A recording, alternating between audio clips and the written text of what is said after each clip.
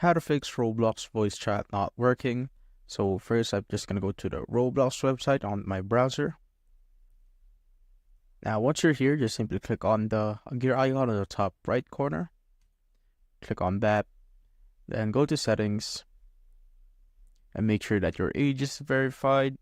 And once you've done that, go to privacy and make sure that use microphone to chat with voice is turned on right there.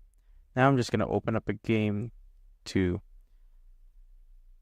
give you a fix on what might be the problem that your voice chat is not working.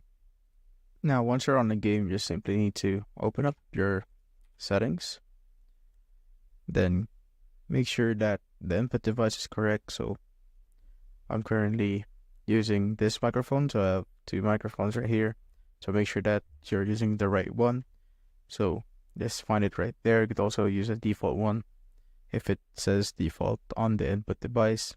Also make sure that volume is turned up so that you could hear others. And make sure that this mic is turned on also. Just simply click on that. And there. As you can see, it is not working. So make sure that this is unmuted. And that's how you basically fix voice chat on Roblox.